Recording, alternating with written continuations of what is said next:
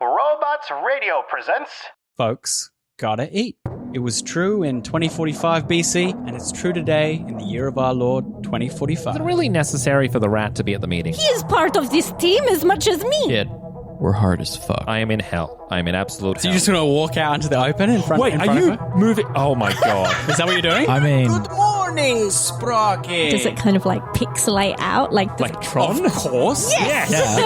The coolest iteration of it you can imagine is how it works. Come out with your hands up. Can you tell him to fuck off? our friend tells you to fuck off. Which is to say, no, sorry. Thought maybe you might be able to give me a counter offer. I'm scared by grenades. Ugh, grenades. It's a justified fear. Yeah. Brain dance like that fetches a tidy price these days. Who needs sex, right? Bruh. Yes, we all know what sex is like. Jeez. Oh, collapses to her knees. Oh my god. Say it. And Mr. Daedalus appears in the swivel chair, or at least the image of him does. He looks up at you and says, "Fuck." Ain't that sweet? I'm gonna kill you after this. Real coffee. Real Jay. Kabuki masked version of Rach Bartmoss himself. Holy shit. It's a rabbit. Holy shit. Surrender now and we'll kill you quick, will we? What do you think? People's boots are... Drives straight and pure, straight through the glass window. What's the story? Tell us the story. You realise you forgot to attach a piece of hardware. On the other side, you just hear, And takes out his sword and points the sword. Babe, you're good, but we're fucking bad. Dos Vidania. Straight through his neck. I don't see bone either, but I'm not gonna look. My leg's fine. I always knew you wanted to fly, kid. Come find me. Hello, everybody, and welcome to Roll to Cast, a tabletop RPG podcast with both actual plays and interviews. I am Phil, and I'm joined here at the table by... Sean, hello! So, after our Feed the Beast finale has wrapped up, we're continuing our inter-season content, and we are joined this week by some very special guests. We have the puzzle designer for the award-winning mobile game Tiny Bubbles, the mayor of Balancetown, James Hutt. Hello. Hello, James. And with him, lead designer of The Witcher RPG and co-designer on what we'll be talking about today, Cyberpunk Red, Cody Pondsmith. Hi, Cody. Hey, everybody. First thing I want to say, guys, is congratulations. An amazing achievement. I think you guys should be very proud of the release of Cyberpunk Red. Thank you very much. We really bled into this book.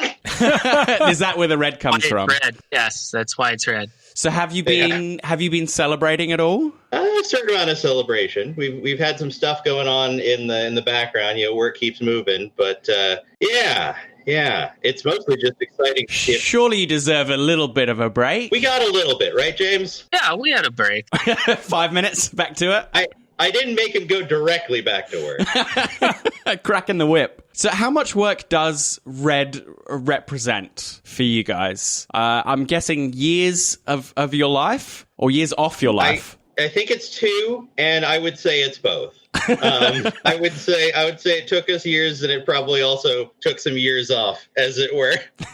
I think it's kind of an interesting thing as well, because obviously ever since, as the iterations have gone by over time, starting with version 1 and going through 2020 and V3 and all the rest, there was always this expectation that there was going to be a new game and a new system. And I know, James, for you, obviously you'd jumped on board in the last 2 years, but Cody, was this something that had been building up even in the pipelines for years and is always like something that's in the back of Mike and Lisa and your head in terms of, you know, we're gearing up towards what will hopefully one day be a new iteration. So potentially it's probably more than 2 years, isn't it? It's actually kind of funny because it is exactly like that. You know, several years ago, Mike had started sort of putting together what would eventually become Cyberpunk Red. He actually had been writing articles like for several years, sort of on and off, about what would happen after the Fourth Corporate War.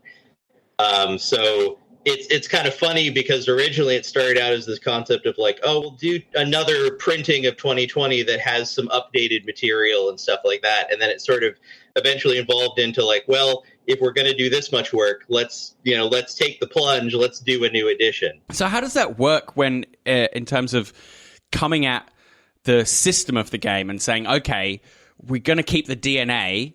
Where do you even begin creating a system to simulate a world that, you know, feels fun to play? Where do you begin? It was this interesting process of, like, Mike would develop sort of the top level stuff, and he would say, you know, I want this section to work roughly like this, and I want, like, here's a base sort of design, and then it would get thrown down to James, and from time to time I would come in to help out with the design, and it would be this process of sort of taking this basic idea that Mike had given us and refining it into something that, like, really ran well. And I'll throw it to James, mayor of Balancetown, which is our home of design and testing. Yeah, so I think I'd agree with you on that one, Cody. It was more or less of I don't want to change these parts of the game at the beginning because they're very core to the 2020 experience, and we didn't want, you know, you want the new edition as something to feel like the older one, but you want it to be new as well. And there's a balancing act between those two ideas. I would say that the short version is we wanted to do a good survey, step one, of everything in 2020 that we loved, and find out why we didn't love the things we didn't love, and then find a way to love them again. You know, with that process came a ton of iteration and a ton of initial tests. You know, James and I, bringing in Mike every once in a while to get an overview, spent a lot of hours sitting around a table and testing different iterations of favored rules back and forth with, you know, 1 or 2 point changes to determine how something flowed to make it really the initial vibe of 2020 while still being fun and fast paced. So I think that's such an interesting thing coming at it from two different perspectives. Obviously, like Cody, for you, growing up in a household of tabletops, and James, you have a history. So I know when just a couple of years ago you developed the game Triangulate, and one of the things that you were talking about in developing that game was the nature of accessibility, especially for, in that sense, strategy games. But both of you, do you feel the weight of having to find that balance in terms of you want to find something that is accessible to everyone without potentially upsetting an established history and fan base, which can stretch from Red and even as far back as The Witcher? These are franchises where you need to find that balance. So how much do you kind of feel the need to strike that balance? Or conversely, is it more freeing that you have the ability to just try something new and different? I'd say that if you, on initial thinking about it, you might think that you have to make a choice between the two. But it just turns out that there's a third option of I want everything I want, nothing I don't. The problem is that third option comes with a lot of work. It's very difficult. Yeah, it's easy to just, you know, toss everything out and say, oh, we'll do something new. But you lose stuff. You obviously lose stuff in the process. And I can convincingly say that in this edition we tried to take that third option between, like, keep the old, do all new. We tried to make the old new instead, and kind of keep it accessible to people coming at it fresh. Yeah, we spent a lot of time going back and forth on that. In the case of a lot of the sort of sub rules and bits of gear in Red, where there was sort of this understanding that we wanted to make sure that as much of the really cool stuff from 2020 and 2013 was carried forward, while still working in a new way that would be accessible to people. You know, a lot of the exotic weapons, or almost all the exotic weapons in Cyberpunk Red, are in some way a variant of old cool guns that we actually did a poll form people that was like, what are your favorite guns from the game? You know, what are your favorite guns from all of 2020 or all of 2013? And then we sat down and kind of figured out how to bring those forward in a way that made sense within Red while still maintaining what made them cool in 2020 or in 2013, to kind of try to strike that balance. I know personally, I can't speak on your behalf, James, but I know that I had a certain amount of I wouldn't exactly call it anxiety, but there's definitely this understanding like, well, we have to strike an effectively, in many places, that impossible balance of bringing everybody with you while bringing in all the new people. And I think we always knew there were going to be some people that we weren't going to be able to bring forward or weren't going to be able to bring on. But it's that balance of trying to get as many people as possible. Yeah, I'd agree with you on that. You can't truly get that perfect game for everybody, so trying to do so is it could be even damaging to the product. I'm with you on that one. I wanted to touch on a couple of things you brought up there in terms of like, one is, are there any sort of details in there that couldn't quite make the cut? Is there some sort of like thing that was sort of precious to you in early parts of the design that didn't end up making it in? You had to, or things conversely you had to fight for that you were really proud that you stood your ground on and made it into the final game? That's a hard question. Wow. I would say that a lot of times initially I was in there'd be parts of the design that I'd want to keep from 2020, but I knew that game design has fundamentally changed in the past years. And so it was finding a way to do that same idea and have it not have to get rid of it, but instead reinterpret it. So a lot of those we got to take the third route of reinterpreting instead of removal. Nice. Like with auto fire, we got a chance to reinterpret it instead of removing it, because obviously we couldn't remove it. You can't remove the idea of automatic guns. Or did we want to, right? Well, the 3-round burst was sort of hanging around in the Jumpstart kit, but that didn't quite make the cut. Is there anything you can sort of speak to that design-wise? I will say that for that one, we just replaced it with auto-fire. We found a better way to do it. Yeah. And 3-round burst was kind of a shorthand for making assault rifles very dangerous in the Jumpstart kit that makes sense and that people would understand. But when we laid out the full math, it needed to evolve along with the math.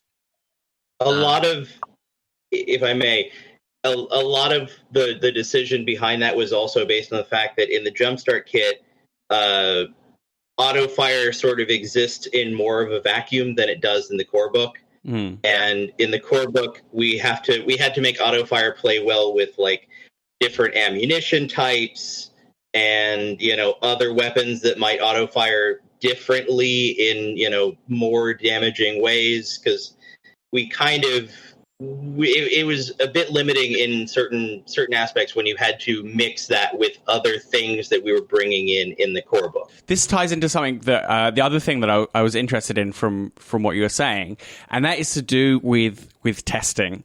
And the number of iterations that you do. You say you sat down, you brought Mike in, you sat around the table yourselves. You must have played different firefights with different weapons and different classes a billion times. Does it ever play a different character every time? Yeah. Does it ever? do you ever sort of lose sight of the fun, or does it continue to sort of be fresh? It kind of. I'll speak here first, though. It's a weird. The process was sort of like we would get a task, like we'd be sitting on like, we want to make alternate fire modes work. So now we're going to test alternate fire modes. And that is straight up how Balancetown came to be, because we basically wound up at this place where we were back in the back of the office and we needed somewhere to test all this stuff. So we set up this little, we have like images of Balancetown, the various iterations, because we'd actually James built this great little map on the table with I believe it was Dwarven Forge pieces and various bits of stuff that we accumulated in some minis to basically test everything. And it would be this weird, like we'd go back and forth testing, like, okay, this character has a shotgun with shotgun shells and we're testing how spread works. And we'd just get a lot of like, okay, time to do like a 2 or 3 turn combat between two characters with like equal stats, equal skills, and they've got shotguns with shotgun shell ammunition, and see how that works. And then like at the end of that sort of like iterative arc, we would bring Mike in, and we'd have this big discussion about like, hey, this is what we found out. We found out that shotgun shells work pretty well, but auto fire needs to be tweaked a little bit. We figured we'd probably tweak it like this. And that was sort of the... I don't know, James. I think it was fun pretty much the whole time, except for those few times that we got something that was like particularly sticky. You know, Cody, I only brought you in the last section of those. You did, but we did a lot in the Jumpstart kit. Man, the first ones were just me against me against me. You being there was an absolute treat, and it really helped me, and I really appreciate that. It's actually something that I kind of wanted to jump on, because I know, James, you talked about how initially you worked freelance for RTG, and you've talked extensively about how they were the best client that you worked for, and so it was great that you were able to turn this into a full-time thing. Can both of you speak about your working relationship between the two of you, about how you best like to operate? Are you looking at drawing on each other's strengths and kind of picking up for each other's weaknesses, and just what it is like for you guys to be going back and forth and working on this game, like tunnel vision for months on end and having to be around the same person over and over? All right, James, you have the perfect opportunity to throw me under the bus. I'm going to let you answer this question first, Cody. Oh, God damn it. No, he's in a different room right now. Yeah, I'm still within walking distance. Working with James has been really fascinating, because we both sort of, to some extent, have a different, like, I wouldn't exactly say we have a different game design philosophy, but we have very different raising in game design, and it shows in a lot of aspects. It's a lot of fun to work with him, because he brings up a lot of stuff that I don't necessarily think about, a lot of angles for things that would not initially occur to me. So we have this kind of back and forth where we spend a lot of time sort of pacing back and forth in the back of the office and just talking through a concept back and forth. It's a lot of fun, because you'll come in with like a problem, and then we'll spend like an hour just like walking back and forth and talking shit over, and, bringing up how we think we want to do it. And then the other person will be like, okay, well, this is cool, but what if we did this? And it's an extremely collaborative sort of brainstorming vibe, which I think is aided by the fact that, like I said, we just have certain things that we think very differently about, so we can sort of help prop each other up. I would definitely agree. I think that our collaboration works so well because we have those different perspectives, and we have different, design background upbringings as well.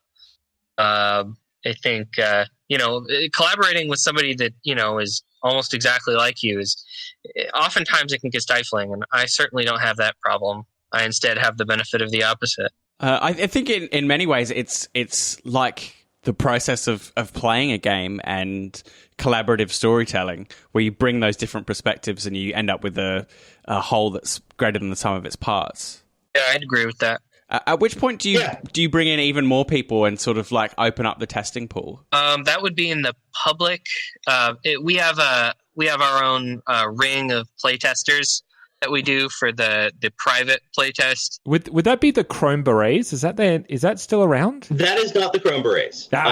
No, that is the Balanced Town Gang. Jay works on for us. He's just so fantastic about getting all these people together to help test the game after we have it at a place where we're ready to show people privately. And do you give them, hey, we need you to look at this sort of thing, or we need you to look at the social skills and how they work, or do you sort of let them attack it holistically and give you feedback? That's a really big question. How do you do play testing? Please tell me quickly in a sentence. You're welcome. Yeah, so those big holistic tests are great for targeting places where people don't understand the rules, because they'll come back with a problem, and the answer to the problem will be, oh, we need to write that more clearly. But when we do like adventure testing, it's easier because we have a defined, hey, do this. I think it's hardest to test specific mechanics. We did definitely have some specific mechanic tests in there. I remember towards the tail end of finishing up Friday Night Firefight, you and Jay put together a specific nomad and vehicle test, where like the entire thing was like, you have these vehicles, you are on effectively like a big circular sort of obstacle track. Your goal is to be the last one standing, if I remember correctly. And that was all vehicle testing. Yeah, it was super hard to do those. I think those were the hardest ones to set up because you're essentially writing a test scenario and a test. Yeah. The others have very natural experiments, quote unquote. Borrow a term from economics. But we got good feedback. Indeed. Well, it's super important. Cody, this is so it's not your first rodeo. You're lead designer on The Witcher, which I read that you pitched the idea for Witcher RPG at 17, which is insane. Yeah, it was somewhere around there. Yeah, I find that fascinating as someone who was not doing anything nearly as productive at 17. What lessons did you learn leading that project so young that you've kind of brought on to your other projects and to Red? So, like that project, because I started it so young, was a tremendous learning opportunity for me for a lot of reasons. Like I think the biggest learning opportunity was just that I was very much more of an amateur game designer at that point. You know, I learned a lot about game design in putting that book together, and a lot of stuff after putting that book together. You know, there's certain aspects of that book that I'm like, oh man, I'll look at it now and go, I wish I had written that differently. I know how I would write that now. Second edition when? Not saying anything. Joking. But the biggest, I think wildly the biggest takeaway I think I got from that was just the importance of bringing on other people to a project, because I think, you know, not to brag, this made this incredibly difficult for me. Like 80% of that book was effectively written entirely by me. You know, I brought on Lisa to write a bunch of the lore descriptions and to help me with the internal consistency within the lore. But so much of that book was written and designed solely by me, you know, laid out by me. I picked where all the art went and what art we were going to put into the book, and, you know, made the cover and made the back and whatnot. And by the end of that project, I think there's a certain, when you first start a game design, and James can speak to this maybe, when you first start as a designer, you're like, oh, I want to do it all myself. And like, I want this to be my project. And like, you know, I'll be able to put my name on it and say like, yeah, this is my project or whatever. But by the end of that, I put together like a 336 page book that like 80% of that was written by me. And at the end, I was just like, I don't ever want to do this again. It was so much work. And I messed up at a lot of places I would not have messed up if I had if I had a secondary designer on there, you know, more permanently than just showing it to other people in the company and being like, hey, could you take a look at this? James, did you have that feeling with your first project? I'm curious. Well, you know, I'm obsessed with, you know, Japanese, Danish simplicity in game design, so I didn't have that problem. But I will say that the drive for sole authorship is, for me, has been, it's so that you can suss out what you actually did in the project, so that when you need to go get more work, you can say, hey, I did this. Hey, I did this. And it would be really great if we could create a culture where, you know, hey, I collaborated with these people was more accepted as like, oh, that means something a lot. I find that, you know, collaboration is so important, and yet when it comes to, you know, getting your next job in the industry, it gets kind of bus thrown just a little bit, which is unfortunate. It really is incredibly necessary. I mean, you know, that is, like I said, that's a big takeaway from Witcher. You know, you can make great things on your own, but it's easier to make great things if you work with other people. We can definitely agree with that. Yeah, totally. I think this kind of is something that I want to touch upon as well. Is Cody, you've used a couple of times now. You've said you've talked about things that you messed up on, or things that didn't quite work out the way you anticipated. And James, I know similarly you've talked a bit about how Triangulate with the game that you developed both in physical and in iOS form, that it didn't quite go the way that you planned, but it had a big heart. And so there's clearly passion on both fronts. What I'm interested in is talking more broadly about lessons that you took away from that you kind of apply broadly to future projects. So, like, what are some lessons in game design, or even just being as players and being immersed in tabletops and video games that didn't maybe pan out the way you want, but you learned valuable lessons and what they might be? I think that, I'd say more iteration. Like, don't be afraid to really, really early iterate a bunch of different things and see if they're fun, even at a super micro level. Make a slice to see if that slice is fun before pouring a bunch of time into it. I think I've learned a lot about that. Sort of do lots of sketching before you sort of start to fill in the lines. Yeah. Do a lot of early testing to see if it's worth spending more time on versus, just trying to go out of the gate and make a perfect, beautiful thing the first time without screwing up at all. I screw up a lot first. I think if I can jump in here, James. Yeah, go ahead. I think the biggest thing I took away, which was actually something that working with James helped a lot to really show, was that there are a lot of places in Witcher where I learned as I was working on them and working on later Witcher products that, like, it is very much everything has to be in a certain amount of balance because everything interacts with each other. There are a lot of places in the Witcher TRPG where, because of the initial, the plan was to take the core system from Cyberpunk and change it to fit Witcher.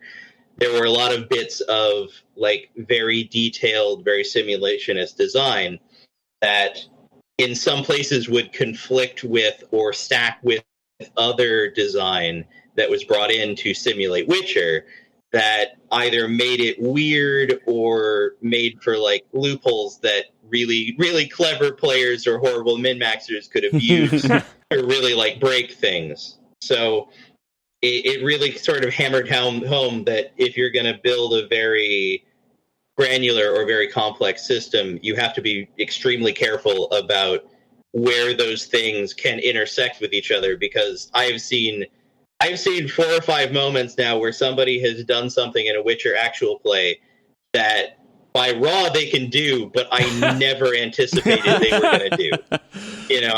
I wrote the rules, but I never anticipated that they were going to do that. Use that specific spell in conjunction with this specific effect.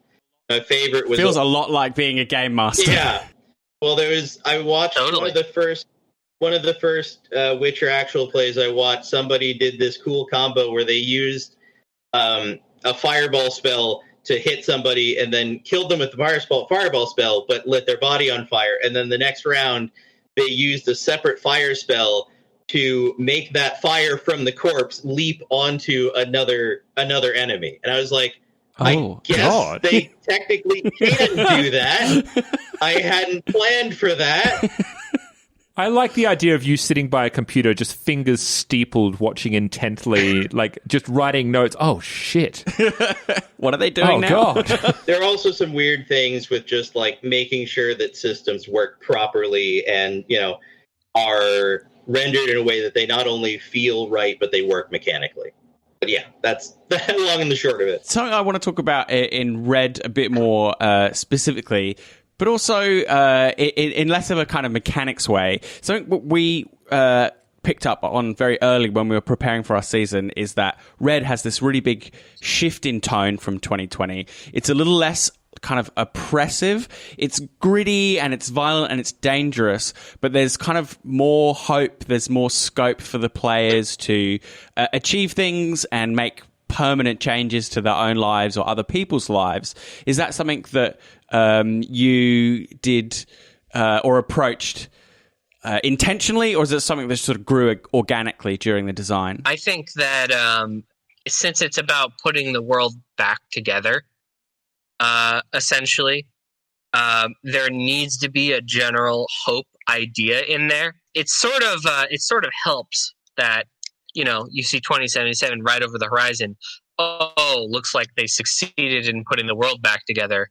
It's like we showed the end of the movie, right? Yeah. And then we had to get there. That society is back.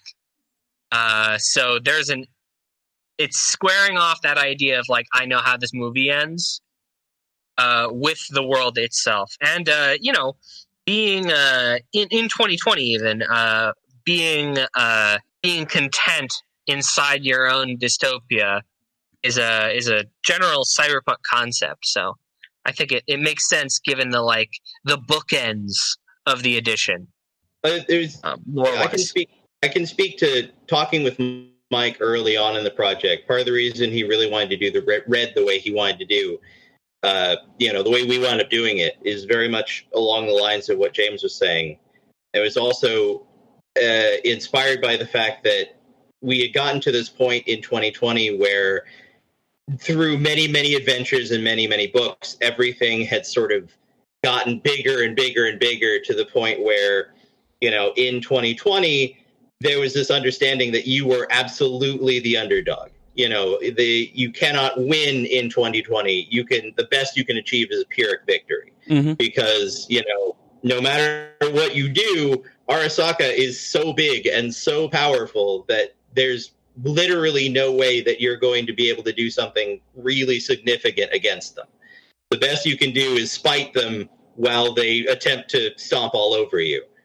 So, to some extent, unless you played those really high-powered campaigns, there was a certain amount of, it's thematically appropriate in many places, but sort of limitation of, unless you go absolutely insane, you're never going to be quite at the power level to take on a lot of the big, super crazy threats. A sort of nihilism or defeatism in a way. So a lot of Red was about basically saying, we're going to take all those big threats that you previously, you were absolutely a cyberpunk, you're fighting against the system, but, I fought the law and the law won, and we're going to sort of kneecap them and bring them back down to a point where maybe you can win. It's not easy. Arasaka is still a tremendous, extremely dangerous corporation. Same with Militech, same with, any number all the way down to the smaller ones like Raven Microcybe. But you have a 10% chance of really doing something, and that 10% chance is so important. I think it's really interesting, James, you say, 2077 says that its existence means that society comes back, but it also means the kind of the opposite. All the gains that your punks might make in 2045 are kind of wiped away by the old order, by the powerful kind of taking things back. So I think there's a sort of both. There's still that Pyrrhic victory feel kind of makes it into 2045, because anything good can't really last forever. Is that something that you feel borne out? I think, but the thing I find cool about that, in a way, is that it maintains a sort of cyclical nature of cyberpunk, which is that Night City will forever be tied to corporations. All the way back to its foundation, Night City has been tied to corporations. But there are a lot of corporations in 2077 that did not exist in 2045 or did not exist in 2020. That, one of the things we say in Red is that may wind up being you, effectively. A bunch of the corporations that we see in 2077, like Rostovik, and I believe even some of the others, are corporations that we had not heard of at any point in 2020 or even 2045, assuming that it may be that you become that. It may not be that you are entirely wiped away in the years between 2045 and 2077. It may be that you rise to that level of power. Your character may become one of the big fixers that we see in 2077. But to some extent, it is that cyclical nature of, you start out fighting the corporations, and it may be that you get the power, but at the moment you get the power, you sort of become what you had been fighting against the entire time. Yeah, I think there's also an aspect of context matters here. Like in 2045, let's say you have a big win, and you might really feel like there's hope. But in 2077, it might have meant nothing. You still felt like you had hope. And you're not role playing from the perspective of someone looking back on their life in 2077, although that would be a very cool idea. Somebody should do that campaign. Like a nice framing device. That'd You're be role awesome. playing for the perspective of the present. And at least in the present, you can feel like you have hope. And feeling like you have hope is really all you need. If I may, there's something to be said for that in the size of the scope of Red. There are certain things that are big in Red that would not be big in 2020 or would not be big in 2077. Like the variability to find like a linear frame, for instance, to get one of those sort of power suit type setups in 2020 was as difficult as I just need to acquire the money to get it. And, it'd be roughly the same in 2077. But in Red, that is a great victory because that says not only did you acquire the money, which would be in no way cheap, but you also had to find that thing. You also had to, talk to fixers and find out where you can get it, or steal it. Find a night market somewhere in the city, or steal it. But if you're stealing it, the only place you're going to find that is in a corporate warehouse. And if you're trying to do that, the corpse may not be as dangerous as they were in 2020, but they're still real dangerous. So there is a greater value to some things in Red that there isn't exactly in 2020 or 2077. And that also the lack of structure in the city as well, where, there's less transport, there's less kind of defined security forces, just gives this sort of bit of more looseness about how players approach getting the things that they want.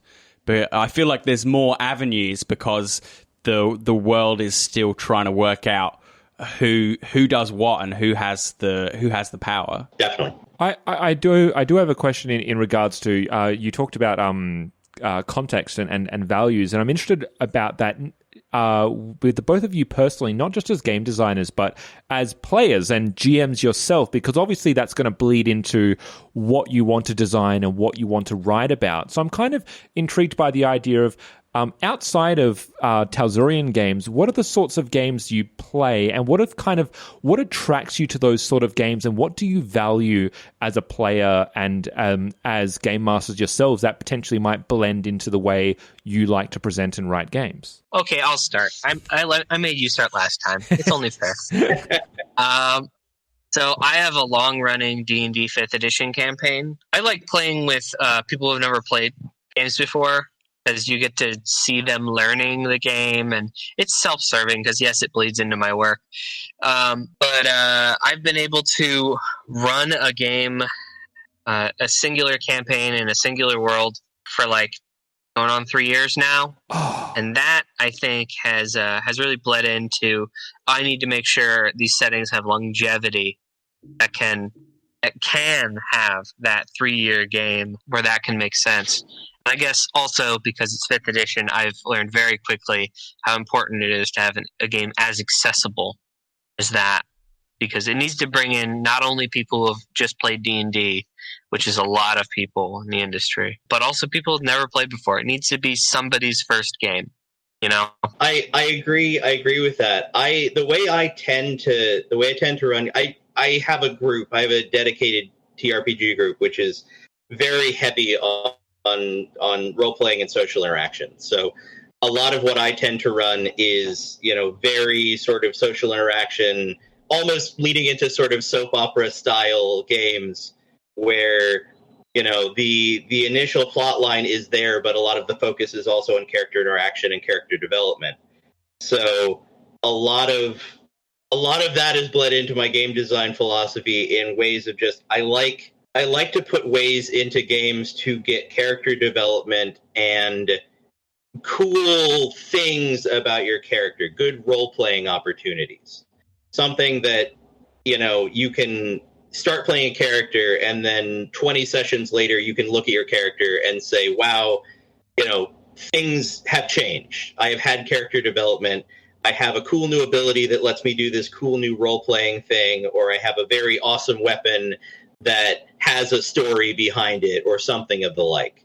I really strive to sort of give people that opportunity and help GMs to create stories that have a lot of character development and role-playing opportunities, as well as being fun to play. We definitely kind of appreciate that as people who come from like a theater making background, a performance background. We like to sort of play in scenes and bring in things like, the life path stuff or the things in Red that are there for kind of flavor and for style. You got the critical role table, like how it's not just your arm gets blown off. It's how does it get blown off? What happens? How does that affect that person just by looking at them? Like it's all those little tangible details that just surpasses beyond just counting squares and just saying in black and white terms, well, this happens and this happens. Yeah, not to say that people who play it like a board game are doing it wrong, absolutely but I think it's really good to have that and hear you say that you have that philosophy that you want to marry those things together, because in my personal opinion, that is when role players are at its best, when it facilitates both and they work well together. I want to know a little bit about, do the two of you ever actually get to play characters? And when you do, what sort of characters do you make? I'm actually in a Cyberpunk Red game right now, which is very interesting. My sister is running a game with our roommates and myself. And I'm playing a tech who is currently in hiding because they were taken at they were a corporate child who was indoctrinated at a very young age into this like corporate, not like super soldier, but like this basically building corporate agents for bodyguards for high level executives and stuff. So they're in hiding with this nomad group while trying to kind of avoid the corpse they escaped from while becoming a great inventor. It's very interesting to actually get to interact with the rules that you sort of had some amount of hand in putting in and working with. So yeah, I very rarely get to actually play in games, but it's always interesting when I do. By the way, James, your work on the tech tree, the tech ability, special ability is fucking great. I played a tech in our campaign of Cyberpunk Red, and it's some of the most fun I've ever had role playing. Just that the role abilities are just beautiful to work with. You played field tech, didn't you? Yeah, field tech. Yeah. Because I remember in the Jumpstart kit it says you can be an inventor. Just be aware. Don't break the game because it is possible. That's in the main rules. Yeah. We do ask nicely. Yeah, exactly. I think asking nicely helps. Should we have been more aggressive? I really wish you had of just a good clip around my ears and letting me know to behave. Thankfully, he didn't go inventor, and I didn't have to clip his wings too much. James, I'm super excited on your answer on being a player as well, because am I also right? Can you also talk about your experience in as a player? You played with your physics teacher in high school? I did. But it's been a long time since I've been able to really play anything. Honestly, I thought I was going to get to during another podcast, which I won't, pitch in the middle of your podcast. But now they want me to GM the game. So no, lovely. But when you do get to play, what sort of archetypes do you like? Are you a combat wombat, or do you like to play someone smooth and sophisticated? What do you go for? Tragic backstory. Yeah. Oh yeah. No, I like playing. I don't know. I think sometimes whenever that happens, and it does happen very rarely. Mostly I GM. I like to play a character that sort of can like get out of the way or mostly interact with the other characters to try to, improve the general like table atmosphere type thing. A sort of supporting role, both socially and supporting, like a support. Like I like to play like a supporting role in that type of thing, and I do like to enjoy myself some combat. So definitely, if they've got the equivalent of a champion fighter, I like to just play the simple one that's easy to understand, so I can, so that stuff can get out of the way, so I can focus on role playing. At some point, I'm going to get you in a game, James. That's okay. I'm ready. I've got all the test characters for Cyberpunk Red. Which one do you want me to run? Prepare for the horror of the internal linear frame doctor who administers their own combat drugs. Oh Jesus! Black laced out the eyeballs. No, they don't need black lace. They have pharmaceuticals that have no downside. Oh wow! It's quite terrifying. Colloquially, we refer to the character as Daddy Shark. So, Cody, both yourself and Mike are famous for having a lot of irons in the fire at once. As much detail as you do. Well, something I read about, you said in interviews that you like to work on lots of different stuff. Yeah. And I was just wondering, as much detail as you can or you want to go into, what sort of other things are you working on at the moment? I can't go into a ton of detail on directly the projects I'm working on. Of course. I have one project which I can say effectively nothing on, which has been a passion project since I was in junior high school.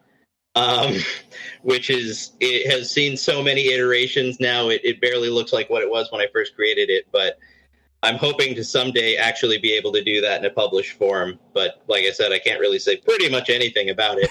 And I've had a whole lot of other stuff that I just work on in my spare time. I enjoy game design just as a hobby as well as my job. So I've done stuff. I've helped other friends with designing games and helping them with system. I really put a bunch of my focus in when I'm not doing directly work related stuff. I try to do really in-depth games. Recently, I've been doing an absolutely suicidal game concept of doing a series of legacy games where you build a single world and then you basically play with the same players following the lineage of their first characters moving through the history of that world. Partially inspired by the fact that I collect TRPG systems, but I don't. At a certain point, I realized I was never going to get to play all of them if I didn't do something. Wow. So we do one game. That is ambitious. Oh, it's actually quite fascinating. The first game was an Ice Age game in the French TRPG Verme. And then the game after that was a Bronze Age campaign using RuneQuest. And the game after that was an Iron Age campaign in Ragnarok: Fate of the Norns. God, how do you keep all this? It's like a cross game, amazing Assassin's Creed style, epic. It kind of is. It's absolutely it can be an absolute pain to run because every 10 or 12 games, I'd switch up systems and we move to another set of characters in that lineage. And everybody swaps one to the right, so everybody's playing the ancestor, not the ancestor, the descendant of one of the other players. Oh God, my anxiety is through the roof. It's a lot of fun, and my players love it. But it's really fascinating to try and do that quick swap of systems. I was just looking forward to Cody answering about that, so y'all could hear about it. I think it's crazy. It's absolute insanity, and I probably bit off way more than I can chew, but my players love it. It sounds like you've taken 5 years off your life with a project like that. I probably have, but everybody at the table gets really excited because they're all talking about well, when I'm playing your descendant, or what. There's a afterlife in the setting, so they're people get to talk about what their characters, who are the ancestors of the current characters, would think of what the current characters are doing. It really reminds me of one of my favorite novels, The Years of Rice and Salt, which follows characters with the same souls. Essentially, they're reincarnated. So that's really really fun to see such a huge concept make its way into a game. It's something interesting. Again, I know that detail is not something you're going to drill down into, but in a broad sense, this definitely isn't the end of the journey for Red. This is the first step. I know there's at least one kind of more book on the way. You see, with the reception this has had, that Red, I think it will, but how do you feel about the future that Red has? I think Red has a great future. It's been amazing seeing the game come out and seeing all the stories on the Reddit. It's been an absolute blast for me. I think that it would be very strange if we only put out one book supporting this line. Oh, what a power move, by the way. You just do the core book and then just close out Talsorian. Right, we're doing Mechton now. This is our magnum opus. We're just shutting down now. No, I can't say anything specific, but we do. Well, I can say some specific things. We do have a number of things that we want to do. Well, a lot of our design process here at Talsorian is once we've come up with the core book, whoever is the lead designer, in this case Mike, usually has like a bunch of ideas of supplements that they want to do, and then we kind of decide when and where and how we can do those various supplements. It's the same situation with Witcher. But yeah, at the moment we've got a book called Black Chrome in the works, which is going to be a gear book for the core book, which is going to bring in a bunch of new interesting stuff for your players to mess with.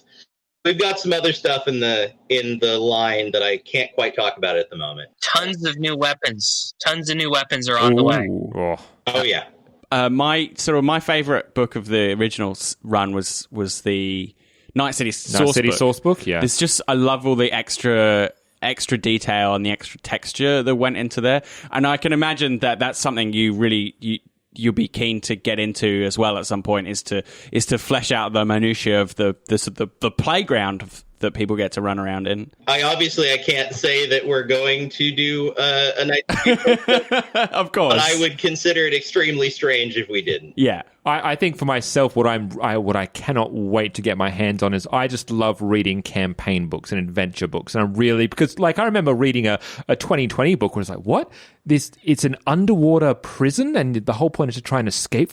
This is absolutely bonkers. I love it. So I'm really like just raring to go to kind of get into the mind of some of the designers and writers and just see some of like the insane pre-made modules that you guys come up with. We got some really good ideas, and I think the nice part about Red is that we have so many ideas that were touched on in the core book that I know I have a lot of things that I want to expand on at some point. Like we talked about stuff like the Deep Downs, which are the underwater cities off the coast of various continents. And I'm still dying to do a book about the High Riders, who are the space faction and stuff like that. The LEO settings. Yeah. That's really Neuromancer to me. I really like that idea of exploring that stuff. You know, feel free to set a campaign in Australia. We won't say no. Like, love to know what's happening in 2045 here. It's not great, but it's not terrible. My recollection. Didn't we? There's a paragraph, right, Cody? What page is that? I don't know if there's a paragraph directly on Australia. I know that, if I remember correctly, Australia gets hit really hard by what's it called? God, my entire brain is shut down. By a giant kangaroo. It gets solidly hit by climate change, which leads to a lot of nasty things. We're mostly desert already, so that kind of reflects real life, so I can buy that. Yeah, that's right. Thought you guys were making fiction, not history. Well, we like to dabble in both. So it's interesting. You have this sort of speculative world, but it's also sort of split from history at like the 90s. So do you have to balance those things of like trying to make predictions and also kind of keep it internal? All I can say is that we have an interesting history in Cyberpunk of the time where that primarily comes into play is brands. In more recent years, we've kind of stripped out all of the stuff, but in 2020, we had a lot of brand name stuff because those companies existed during the time period before we split off. We have a fun time with like what things could possibly still happen in the Cyberpunk world. I mean, that's kind of as much as I can really say. I always thought that it was all accidental. It was all just trying to create a realistic setting that ended up being a little too realistic for its own good. Sometimes and limited amounts. I can speak to in that case, it weirdly, it's less, I think in a lot of cases, it's less accidental than one might think. A lot of, like I said previously, a lot of this stuff, a lot of the foundation of the alternate timeline stuff is based on Mike doing a lot of research on current events and historical, sort of the flow of history, as it were. A lot of people talk about Mike being like, quote unquote prophetic and stuff like that, which a lot of that is just, Mike does a lot of research on stuff before he puts anything to paper. Yeah. Well, I hope for all of our sakes that you do get some of it wrong. Yeah. So far, we're in 2020 and we've managed to avoid the horrible effects of the collapse. And all we have to worry about now is Amazon and Google starting the fourth corporate. Yeah. Absolutely nothing has gone wrong in 2020. You're absolutely right. That's correct. Yeah. Thank you so much, both of you, for giving up your time today. Some really amazing and fascinating insights, both into Red specifically and the process and the creative process and relationship you have. I want to reiterate our appreciation and our congratulations on the achievement that is Red, and I hope it goes on to all the success that you hope for. Well, I'm really glad you guys had a good time with it. That's our number one goal. Thanks for having us on, and congratulations on your season. Oh, thank you so much. We really appreciate that. We also just wanted to draw this part of the podcast towards anything that you'd like to draw attention to. Is there any places that we can find you on social media? Or obviously Cyberpunk Red is out and available to purchase now, but is there anything else you'd like our listeners to be drawn towards? Well, you can find us at our Talsoriangames.com. We've got a blog site where we put up new information a lot of times about the stuff we're working on, and we have a store site. We have, Twitter and Instagram and Facebook and stuff like that run by our wonderful social media manager, Jay Gray. He posts lots of fun stuff on our Twitter. The illustrious Jay. Yeah, mostly keep your eyes peeled for new stuff. You can go support your friendly local game store through the Bits and Mortar program if they're a part of it. It's really easy to get them to sign up, and if you get them to sign up and you buy the physical book with them, you'll get a PDF for free. So if it wasn't made abundantly clear, Cyberpunk Red, the core rulebook, is out now. It is available. Oh, yeah. Depending on where you are in the world, the physical copies would definitely be coming your way if it is not already there. I know here in Australia we've got a slight bit of time. Bit of a wait, yeah. But the PDF is still available. You can still get your eyes and hands on it one way or another. And I would say, there's also a growing community. You can start at with our Talsorian Games' socials. But I'm sure that will lead you into other people who are out there playing the game, and on their Discord, they're talking about it. There's a big community now taking shape, and I think everyone who's interested in this sort of thing should go out and be a part of it. And also, the last thing that we need to announce as Roll to Cast is what is coming up as of next week, where we will be beginning our Season 4, which will be myself in the Keeper's Chair, diving into the wonderful world of Pulp Cthulhu. Ooh, that's going to be fun. It's a manic ride. There's a lot of silly accents.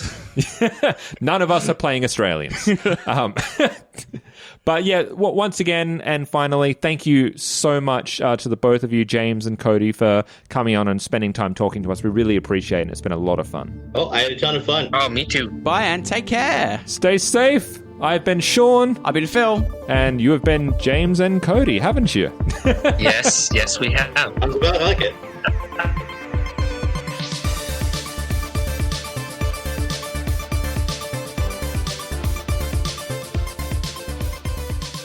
Roll to Cast Feed the Beast is a Baby Beard media production. Find us on Facebook, Twitter, and Instagram, and all our podcasts are on Spreaker, Spotify, YouTube, and all good podcatchers. You can support us on Patreon at www.patreon.com/babybeard. Cyberpunk Red and all associated properties are trademark of our Talsorian Games. Used with permission.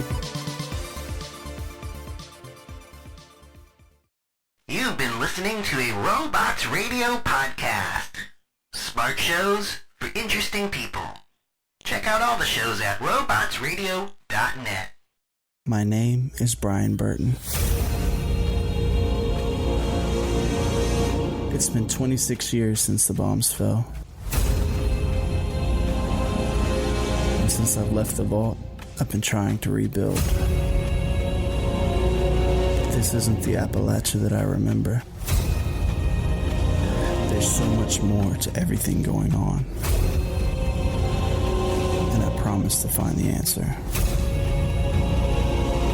So if you're out there, if you're listening, just hone in on these coordinates. Remember, there's a place for you at the end. Omega. The Omega Broadcast Fallout Story is available on iTunes, Spotify, and many great podcasting sources.